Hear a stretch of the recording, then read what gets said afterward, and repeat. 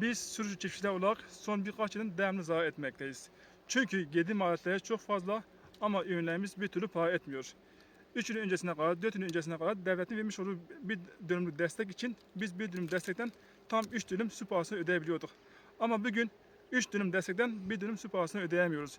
Çünkü her şey çok pahalı ama desteğimiz ve fiyatımız çok düşük. Bugün burada Suruç'ta bir pamuk tarlasındayız. Gördüğünüz gibi bu pamuk beyaz altın olarak anlıyordu. Ama bugün şartıyla tam bir teneke oldu. Hiçbir kıymeti yok, hiçbir değeri yok. Şimdi biz çok birlikte görüşüyoruz, sanayiyle görüşüyoruz. Fiyat 26, 27, 28 liraya göre değişiyor.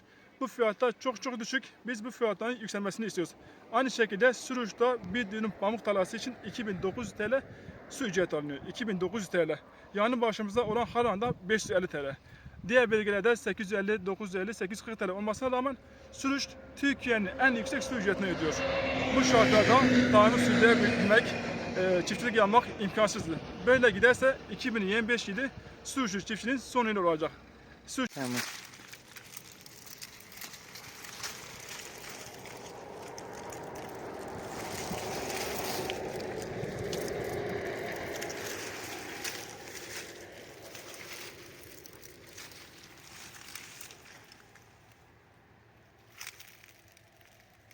Çiftçiler olarak talebimiz 2025 yılının sulama ücretinin bir an önce indirilmesi, 2026 sulama ücretinin şimdi belirlemesi.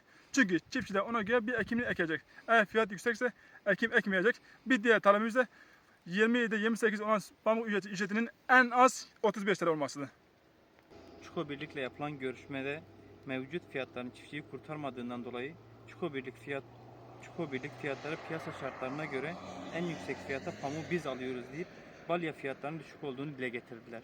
2023 ve 2025 yıllarına göre maliyetinin 3-4 katına çıkmasına rağmen pamuk fiyatları sabit kaldı. Çuko Birlik'ten talebimiz sürdürülebilir bir tarım için 40 randıman pamuğun en azından 35 lira olmasıdır.